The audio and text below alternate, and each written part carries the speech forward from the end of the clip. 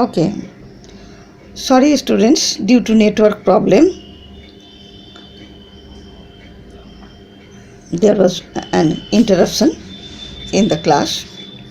So, join again.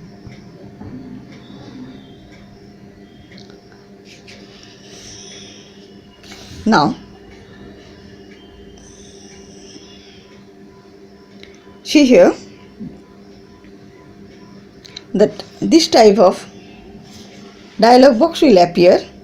Here you have option to select how many columns you require and number of rows, how many rows you need, and then OK.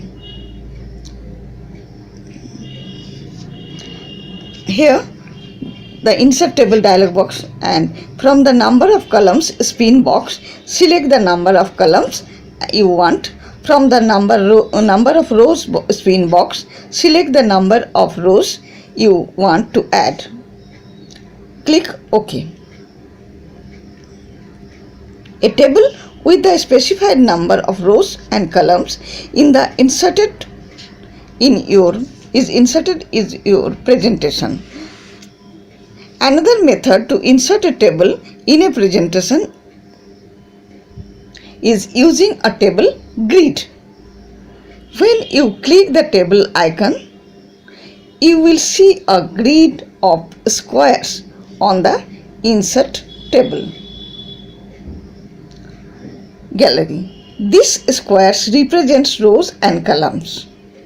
The table grid method is the easiest way to insert a table up to 8 rows and 10 columns.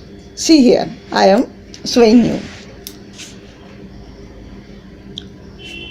This is called table grid. Suppose you want 5 rows and 8 columns.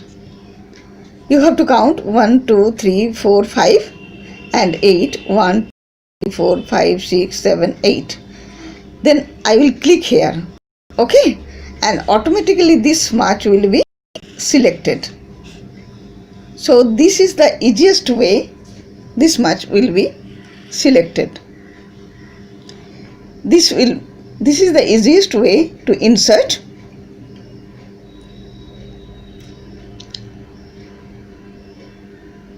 table in the presentation. So students, join again. There was an interruption in the network.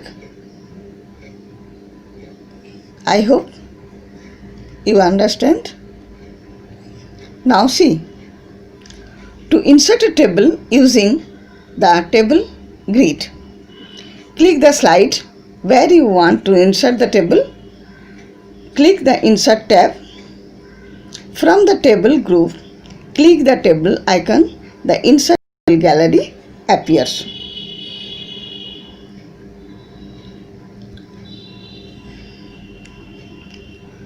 Move the cursor over the grid to select the required number of rows and columns as shown in figure 4.3, this figure, and click on the last selected cell. A table with the specified number of rows and columns is inserted in the presentation. When you create a table, 2 or more tabs, design and layout, are added to the ribbon under the heading table tools. The design tab is displayed by the default when a table is inserted in any slide. The design tab allows you to change the style of the border of tables and add shading in the cells. The layout tab allows you to add or remove rows and columns, merge or split cells, adjust cell size and align text to the cell. This is called ribbon.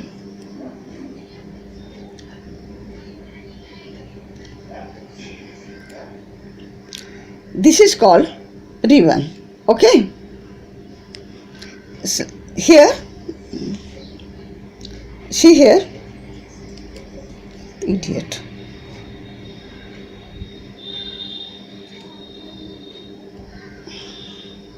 The design tab allow you to change the style and border to tables and add shading to the cells. This is the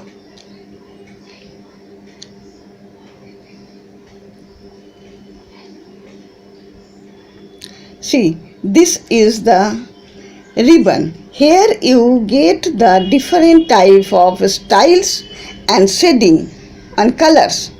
Okay. The layout tab allow you to add or remove rows and columns. Merge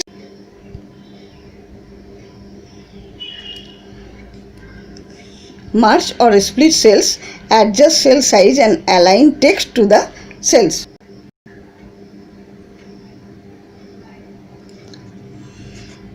You can start entering text in the cell, clicking inside it. You can change the alignment of the text in your table as desired. MS PowerPoint offers 6 alignment options. Alignment means how the text will seen in the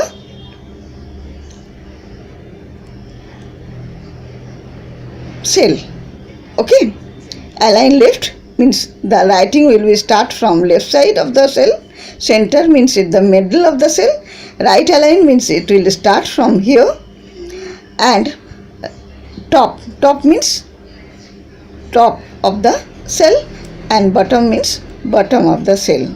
So how we will write the text in your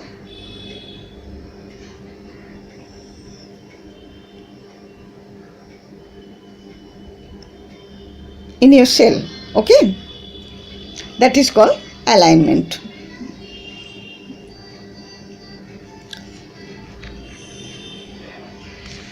So I am revising it again. See here from the beginning.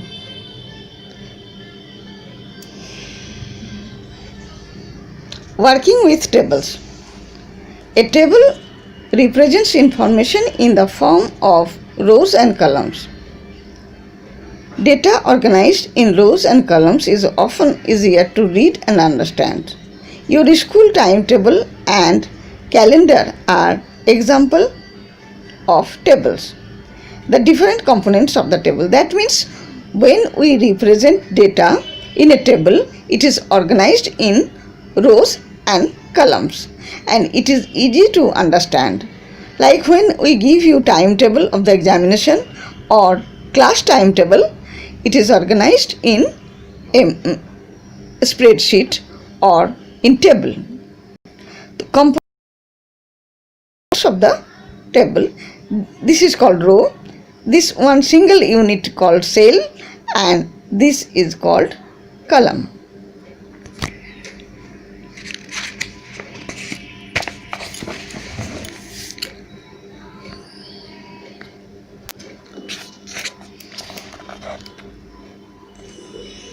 Rows.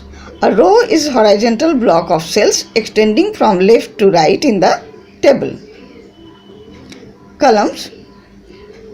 A column is a vertical block of cells extending from top to bottom in the table.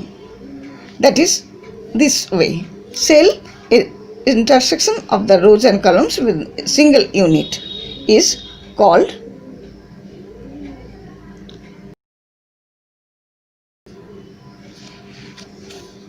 cell. In MS PowerPoint, you can insert a table from the Insert tab. Insert table.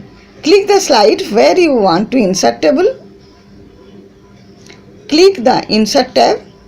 From the table group, click the tables icon.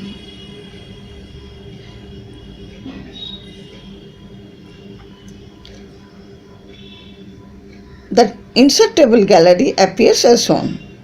Click Insert Table. The Insert Table dialog box appears as shown in figure 4.2. That means this type of dialog box will appear and here you can mention how many columns and rows you need and then click OK.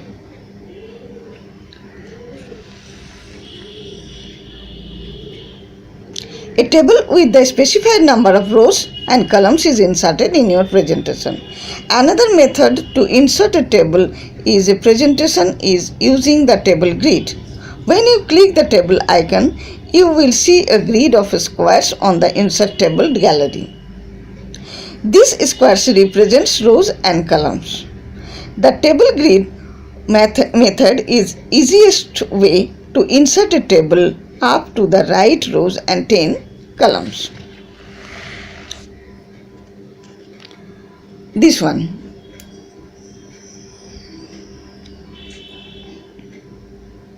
See here. To insert table using the grid. Click the slide where you want to insert table.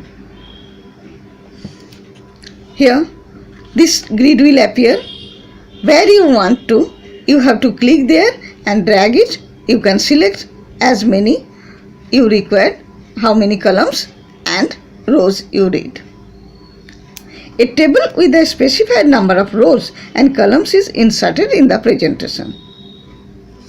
When you create a table, 2 or more tabs, design and layout are added to the ribbon under the heading tab tools. The design tab is displayed by default when the table is inserted in the slide. The design tab allows you to change the style and border of the table and add shading to the cells. The layout tab allows you to add or remove rows and columns, merge or split cells and adjust cell. That means design tab means you will get the different type of borders and shading design. Okay, and in layout tab you can remove cell, you can add cell, you can merge means 2 or 3 or cell you can merge or divide it, adjust the cell size you can do with the help of this layout tab. Okay, it is clear? Today up to here only, and next day I will complete it. Okay, I think you have understand. So thank you for joining the class.